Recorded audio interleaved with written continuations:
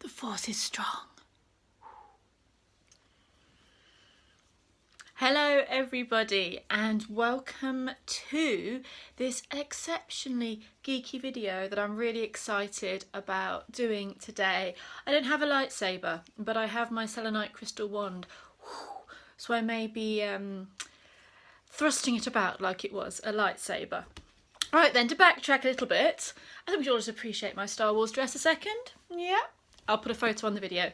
My mum made it for me out of Star Wars curtains, so it's really 80s. She made it for me, I think, when I was about 19, which wasn't in the 80s, by the way. I was very young in the 80s, but yeah, I mean, I had it from when I was 19, and it's just this epic Star Wars dress.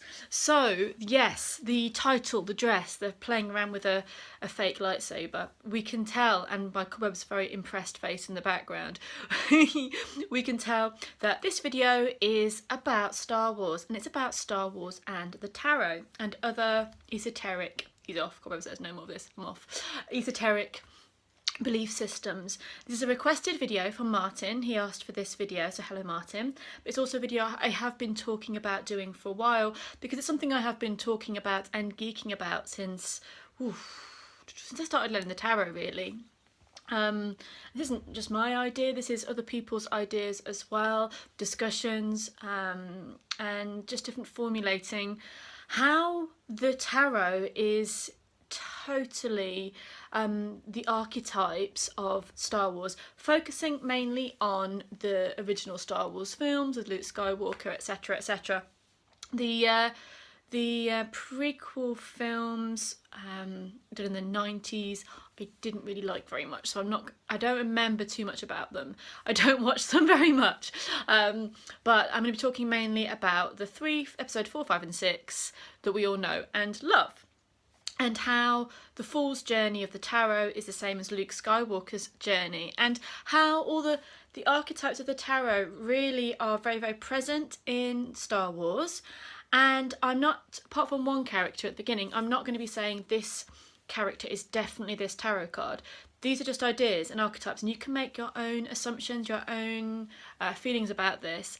And there's lots of things on the internet about this as well with different ideas, so I'm not saying this is definitely, you know, that the death card is definitely this.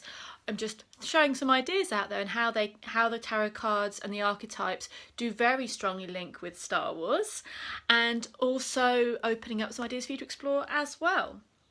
So as I said, I was a kid in the 80s and I adored Star Wars. I used to pretty much watch it every weekend, A New Hope, and mainly A New Hope, but I also obviously watched The Empire Strikes Back and Return of the Jedi a lot. And this has just generally continued through life. And many films and books do follow the example of the archetype of the Fool's journey. So the tarot is also, I've probably mentioned this before, but the tarot is also a writing tool, a creative tool to explore. And because we all in our lives go on the Fool's journey, you know, we're born, we're innocent, we meet these different characters, we become these different characters for a while. So the Fool is the innocent, the magician, we learn things, we become clever, we become skilled. The priestess, we have that spiritual calling, the intuition. We have mothers, or we are a mother, and we are a mother, or maybe, you know, the Emperor, we have a father, and maybe we become a father. We learn things, we study, we get our first car, we move out, we get our first relationship, we fall in love. Things suddenly maybe change, we have to deal with the law and justice. We have huge shifts and changes in our life. We have to come to face with death. Forces outside of our control. We think we're doing well, and the tower strikes, everything's taken away from us. Then we find the star, a new hope, and on and on and on. So we are on the Fool's journey, whether we know it or not, and we can often take that hero's quest. And most films are about that hero's quest. And this is a structure by Joseph Campbell. Again, it's very much based on the tarot, but also based on a lot of the films that are out there. So you have the hero's journey. So we have the Fool. He doesn't say it's a fool, but it is the Fool.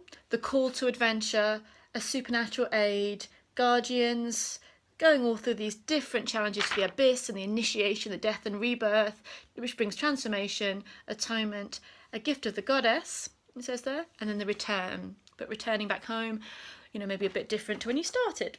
Now, a lot of films take on that. I mean, most film structures take on that. The hero's journey take on that. But we're talking about Star Wars, obviously, and it's most clear in Star Wars. So we have the Fall, which is 0. I've got my video on the Fall. If you haven't seen it, do go and watch it. So the Fall is 0. It's numberless. It's open. It's unaffected. And the Fool is full of potential, but, you know, potentially annoying to those around him, because he hasn't had those experiences yet, and he has this absolute optimism that everything's going to be, you know, going to be fine.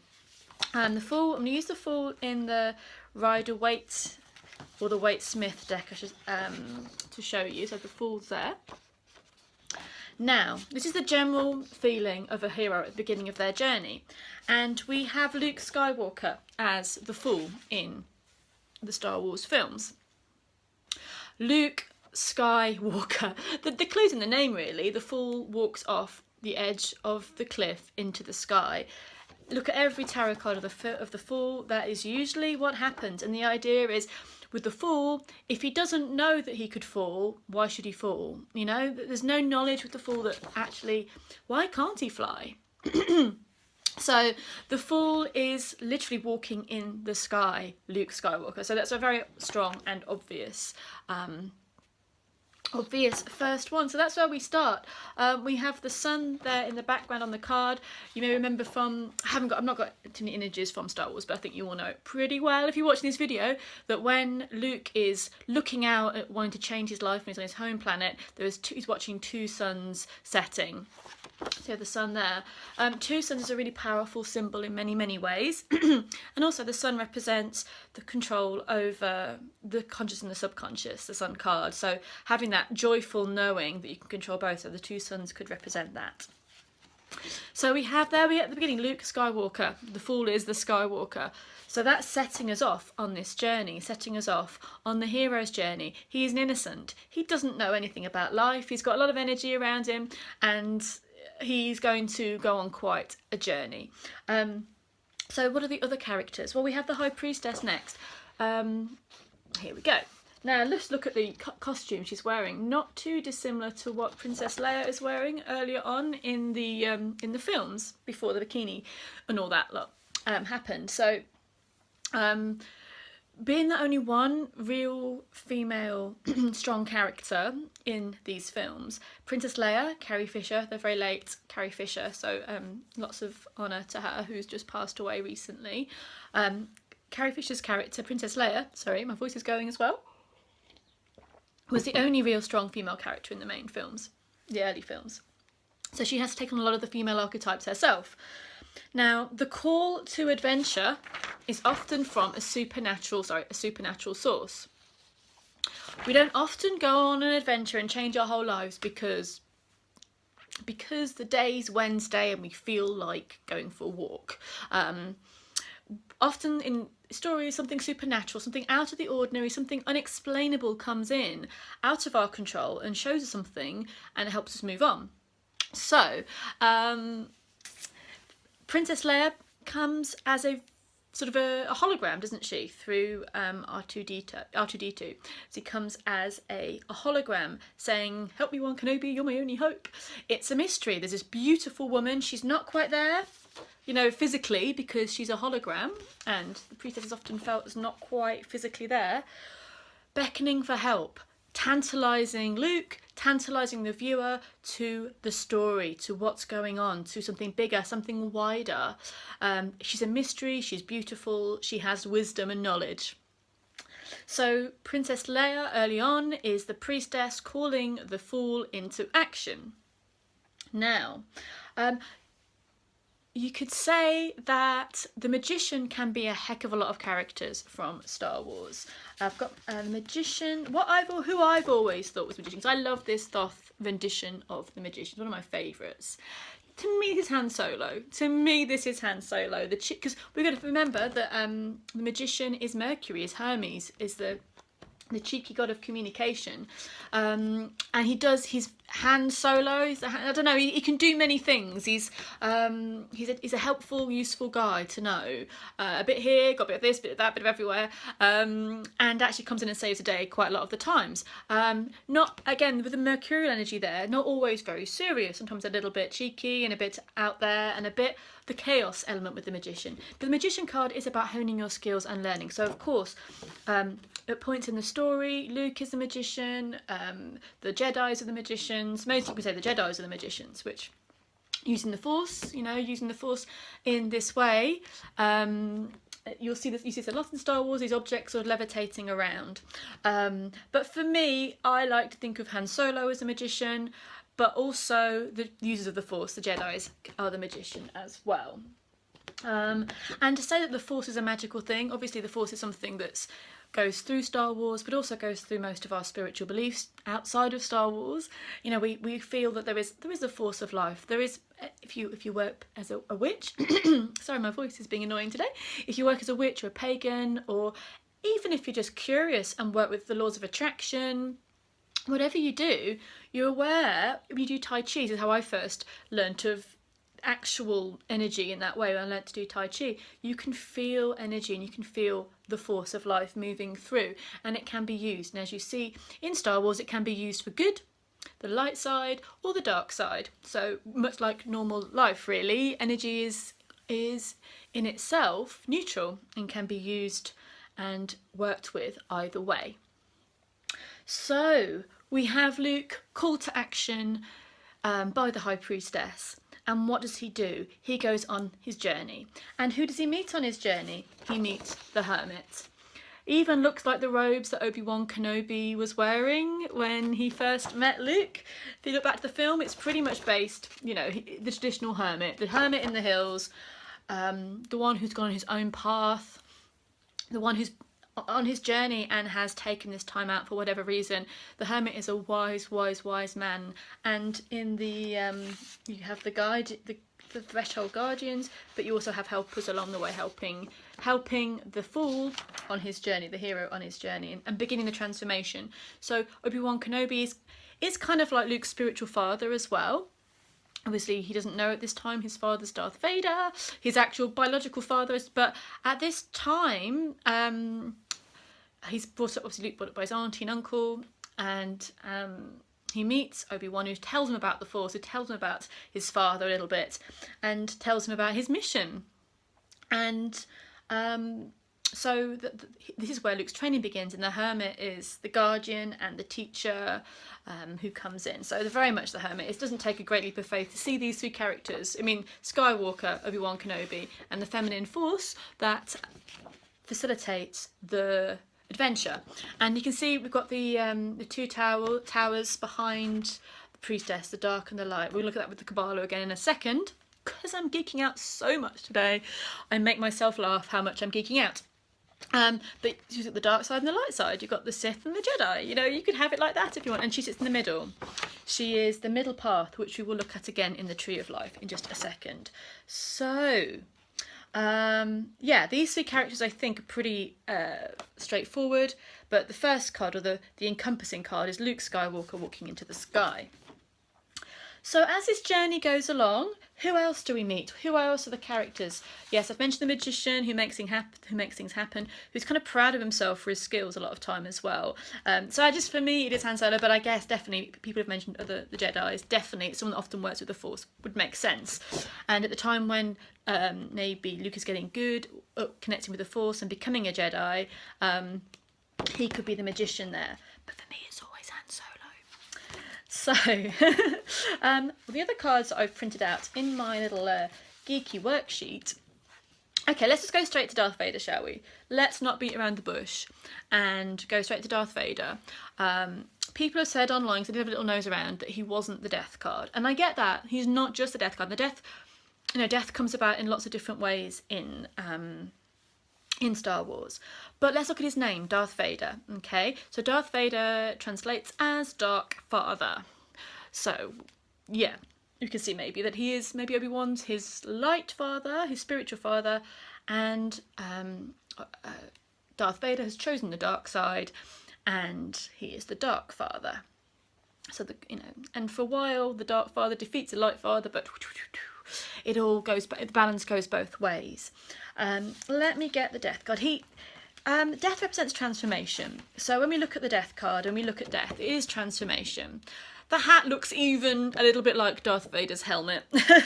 So anyway, death represents transformation and sacrifice and change. Now, at the beginning, Darth Vader is Anakin Skywalker. He is the light, so you could have him as the Fall if you wanted to. And he sacrifices his light side to become Darth Vader, the Dark Father, the dark side. However, at the end, of course, at the end of the movies, of the first 3 movies, he redeems himself. He sacrifices himself to save his son and becomes light. So he's been to both sides, and he's the balance between the two at times, which again I think works very well with the death card. Death isn't all about meaningless destruction. It can be a lot of healthy growth and change and self-development. So yeah, the death card, we could also have this as the Death Star, but I'm going to come to that in a second. You have it as the Emperor. For me, this is, even the name Death, Darth. Shall we have this as Darth Vader? Shall we? Yes, we shall. We'll have this as Darth Vader for now. Or there could be other characters you feel are represented by death in the tarot. There's going to be many, so I'm not saying a definitive right and wrong. There's going to be many. So I'm going to go, while we're on death and Darth Vader, we're going to hop over to the Cabala for a second. We're going to go on an adventure to the Tree of Life. Now, as I say, I'm a big tarot girl. That's my career. I've been working with tarot I'm a student of the tarot my whole adult life and a teacher of the tarot. I am okay with the Cabala. I am not a Cabala expert. So, if I get something wrong with the Cabala, please, you can please tell me, but don't tell me in a nasty way, because I'm saying now I'm not a Cabala expert. I know the basics. And I'm a Star Wars geek, but not to the max either. So I don't know all the ins and outs. So I might be getting a few words wrong. But here we are with the Tree of Life. So on the Tree of Life, here we go. This is the Cabala. Star, my cat wants to go outside. She is not too impressed with all of this. Here she comes. All of this Star Wars geekery when I should be paying her attention. Come on, Darth Starla. Right. So, Tree of Life. She says it isn't as interesting as the trees outside, but we'll go here for a minute. So the Tree of Life, if you haven't seen the Tree of Life, this is not a video about the Cabala, so you obviously do, it's a very fascinating subject, and do some, sorry, there's someone being very, very beautiful here, look how beautiful Starla's being. It is Star Wars, I suppose, and she's warring with me about going outside.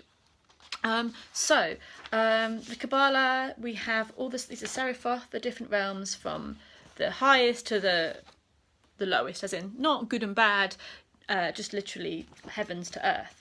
And there's different pathways, and they all mean different things. So we have Keitha, which is the crown, Chokmah, which is wisdom, Bina, understanding, Chesod, mercy, Gabura, strength.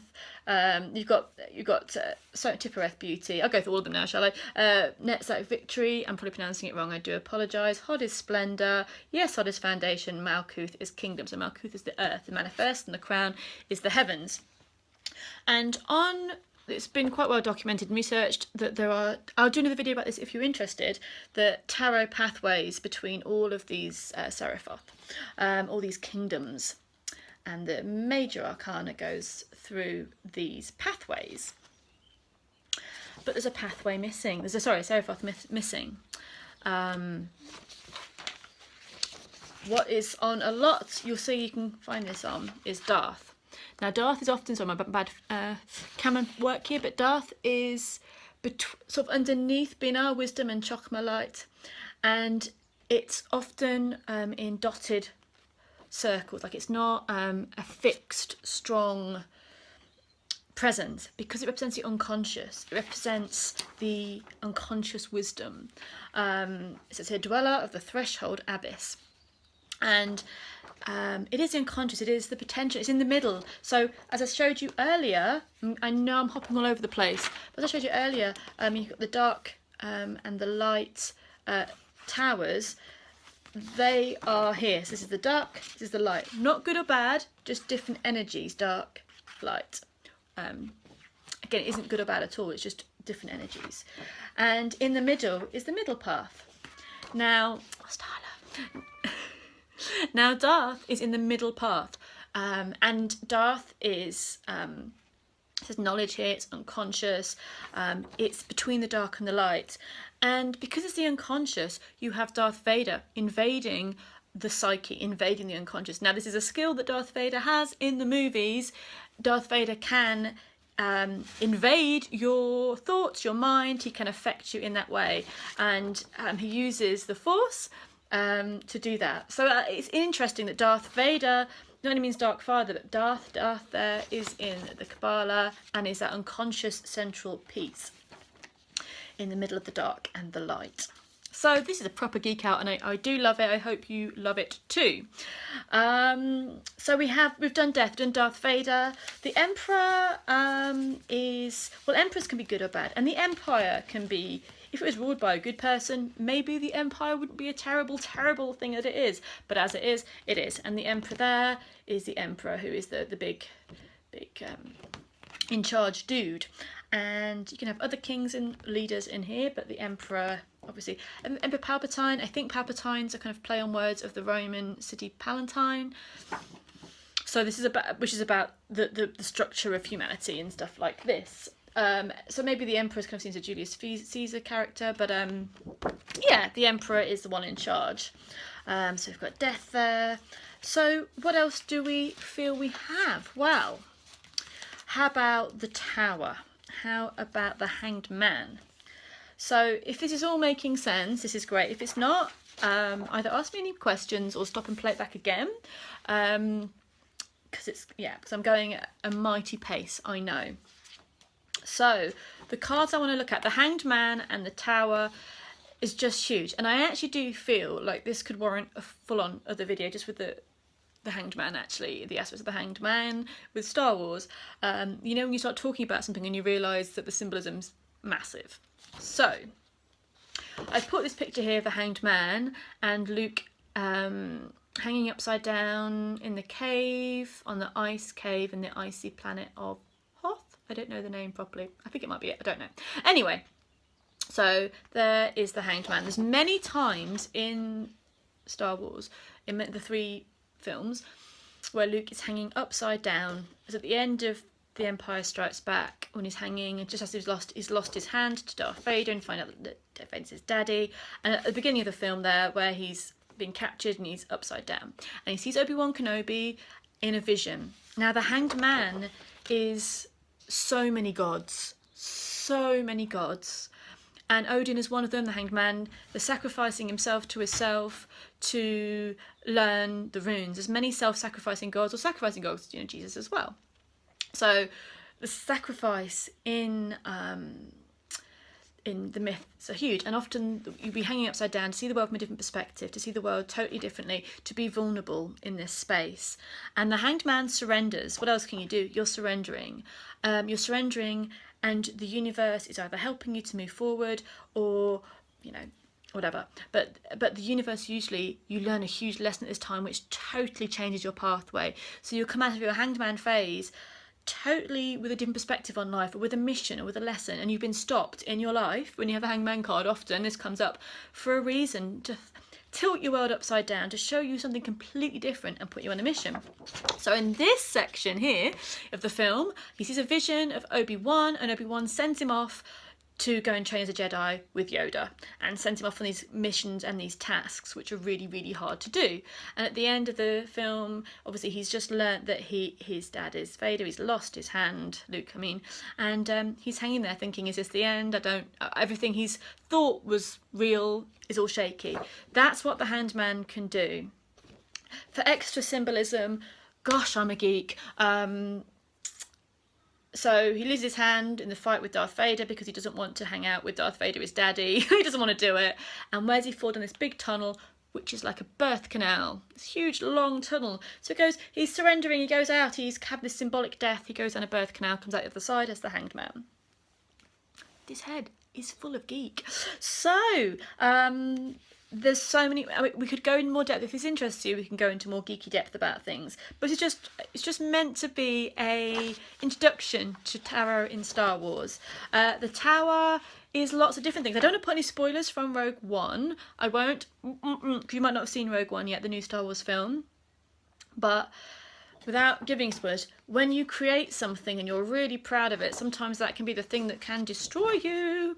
Just saying. But the tower comes up as a Death Star, the ability to destroy planets, but also that in the Death Star there is that fault where you can destroy the Death Star quite easily. So never to be, you know, that comes out both ways. So the tower is a destruction of planets, but also the destruction of the Death Star itself, which they probably thought was infallible. Have I finished for now? I think almost. As I was saying earlier, that with only Leia as the main female character in the first films, she's had to play a few roles. She's played the High Priestess at the beginning, and also the Empress as well, the beautiful giving. At the end, we have I've got so many pieces of paper here. We have the end of A New Hope. So they've all destroyed the Death Star and they're all receiving their medals, and they return the gift of the goddess. So she takes her role as Empress, as goddess, to bestow rewards on those who have returned and fulfilled their tasks. She also is the justice card as well, where she hands out justice and works out who is worthy and who is not. One quick thing also about, there's a lot of sacrifice in this film, in all of the three films. Obviously Luke sacrifices his hand, and at the end of the films Darth Vader sacrifices himself to save Luke and returns to the light side. And also Han Solo, so his journey as well is quite interesting and mirrors some goddess and god journeys with Princess Leia. So the lovers card, obviously Leia and Han, they're the lovers. And often the lovers card as well, there's a choice, isn't there, between two. And that's often a theme in the lovers card, the good one and the one that's not so good for you. And Leia has a choice between Han and Luke before she realises that Luke's her brother. Saved. So yeah, you've got the lovers card there. But with the lovers, the divine lovers, you have the goddess and god, so Osiris and Isis. Let's use those as an example. And Osiris is sacrificed, is killed, and Isis brings him back to life. And she goes on a journey to find him and risks her own life to bring him back. So in The Empire Strikes Back, Han is sort of captured and betrayed, and there's a lot more, so much symbolism, but I'm going to try and keep it quite to half an hour, this video. It'll take forever to upload. So yeah, Han is taken, betrayed, and frozen in carbon. So basically not dead, but as good as dead. In that unconscious realm, it's his own journey into the underworld. It's his own journey into the unconscious. And Leia, in Return of the Jedi, goes to save him. Goes on a mission which is dangerous for herself, and when she brings him back to life, as it were, or she kisses him, and that kind of, very much like Isis saving Osiris. So there's always myths in the Star Wars mythology itself. So yeah, I think that's all I'll say for now. If this is interesting to you, there are more things I could say about this, but if that's all cool, then I hope you enjoyed this Star Wars Tarot special with a trip to the Cabala and on the Force journey and that kind of thing. I could go on about it more. I'm going to stop for now. I hope this all made sense, and I hope it was interesting for you, and do let me know in the comments below, and I would love to hear from you. Please like, share and subscribe, and may the Force be with you, and I'll see you all soon. Bye!